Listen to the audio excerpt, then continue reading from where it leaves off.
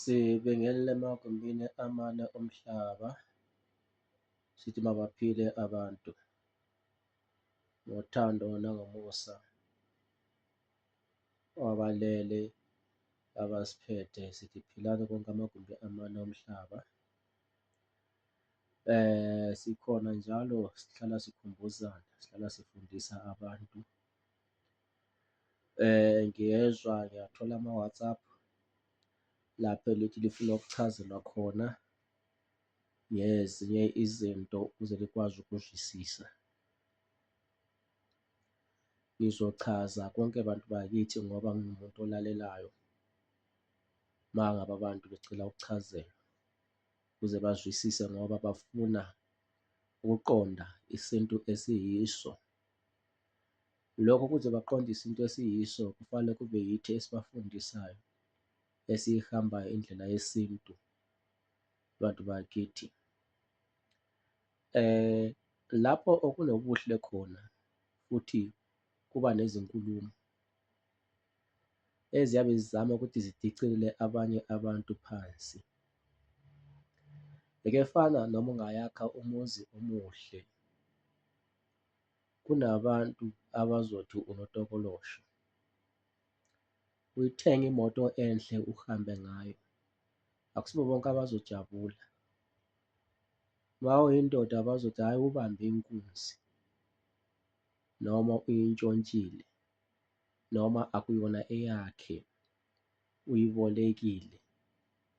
Uma ungowesifazane bekubona uzakhela indlu yakho enhle noma umuzi wakho omuhle ungenayo indoda, bazokusho futhi amagama bakhulume.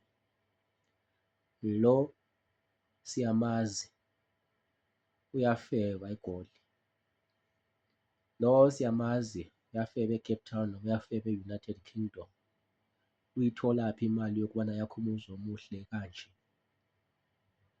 Yena wakhula ehlupheka. Impilo iyatshintsha, itshintshwa ngabantu abawaziyo umsebenzi. Lokho-ke noma bekhuluma, wena muntu ngiyakugqugquzela ukuba ungapheli amandla.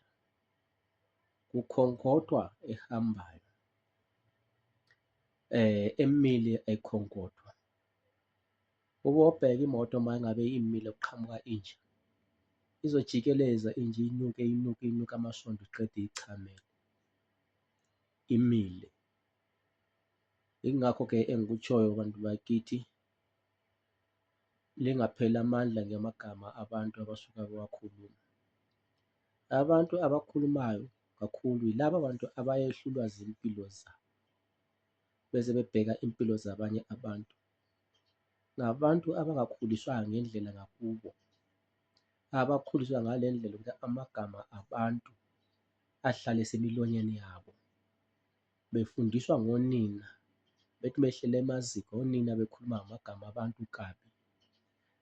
Nokunjalo-ke nabo vele akusoze kubehle lokho ngoba yinto abakhule ngayo.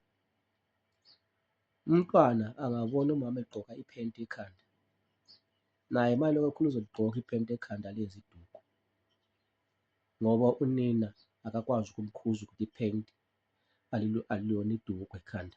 Uzobe ebone ngaye phela unina ukuthi iphenti liyiduku, so akasoze akwazi ukuthi amkhuze unina ngoba uzosho umntwana ukuthi mina ngabona ngawe ngangithi mhlambe vele kulisiko lasekhaya. Singayandi kakhulu ngalokho esikushoyo. Ngikhona bantu bakithi, nginama-password enginawo awoku-break-a uma ngabe ufuna imali esheshayo, uyaxhumana nami uthenge i-password, ngikunikeze i-password, ngikutshele ukubana uyisebenzisa kanjani ukuze ukwazi ukuyi-break-a uthole imali esheshayo. Nginawo ama-password, uyaxhumana nami uma ngabe uyifuna i-password leyo, ngizokutshela ukubana iyimalini. Wena nje uma ubingela ku-WhatsApp uyasho ukuthi i-password, udinga i-password, Ayashesha-ke ayathengwa ngokuphuthuma ama-password ngoba a-accurate. La ma-password ngiyabe ngizokuchazela ukubana asebenza kanjani uma ngabe uyayithenga. Angifuni ukuchazela umuntu ozomosha isikhathi sami efuna ukubuza edinga information, azofuna ukuthatha information ayisebenzisa ngendlela engayisiyona. Ngifuna umuntu olufunayo usizo, uzosho umuntu ukuthi cha, 2.5 nginawo ukuthenga i-password eyodwa. I-password eyodwa ingu-2.5, futhi uma wawufuna amathathu angu-7,500. Eyodwa u-2.5, uma ufuna amathathu angu-7,500. Kuya ngawe ukuthi wena ufuna amangaki,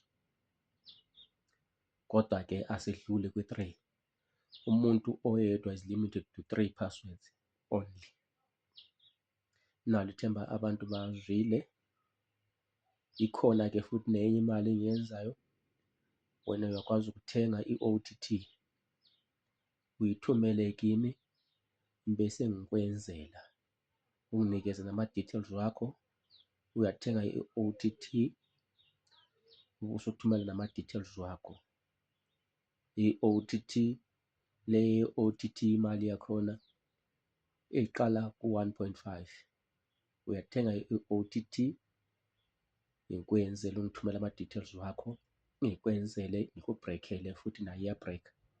Ngikubhrekhele le OTT i-1,500 each. Nalo ithemba abantu bayezwa kahle.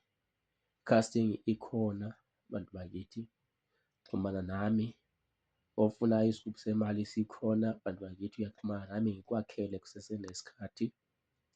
Uma ngabe ufuna u-Magic Wallet, ukhona futhi u-Magic Wallet, uyaxhumana nami ngiyakwakhela. Ungaxhumana nami kulezi namba 083 2066 954, 083 200 083 2066 954. Uxolo bantu bakithi, 083 2066 954 iyo inamba enitholakala kiyo bantu bakithi. Ngohlozi khulu lo okhulumayo, ithi liphile konke amagumbi amane omhlaba. Ungasaleli emuva, yasaleli emuva yabanjwa izinja. Ungalaleli izinkulumo zabantu abakudicilela phansi. Ungalungisa impilo yakho ukuze nawe kusasa ushiye ikusasa eliqhakazile, ushiyele abantu bakho.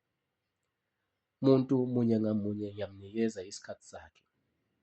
Imeseji uyathumela kanye, uyafona kanye, ngayibona imeseji yakho ngiyabuyela kuwe, ngayibona i-missed call yakho ngiyabuyela kuwe futhi ngikufonele.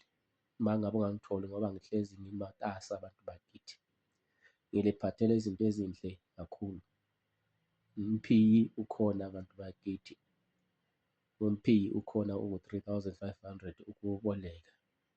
Ukhona nawo okulethela imali endlini loyo, uyawuboleka uwusebenzise ubusuletha. Sithi mabaphile abantu bonke amagumbi amane omhlaba.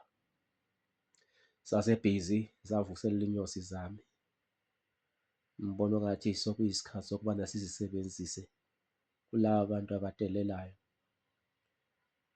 sizisebenzise kubantu abagangela iy'mpilo zabantu, sizisebenzise kubantu abantshontshela abantu izinto zabo, sizisebenzise kubantu abakhuluma kabi ngegama lakho. Sizithumele ziyentinye umuntu abantu ukuze bekwazi ukuhlonipha umuntu ongenankinga nawo. Asiphileni bantu bakithi, idlozi liyasetshenzelwa, impilo iyasetshenzelwa. Akwande kini nonke.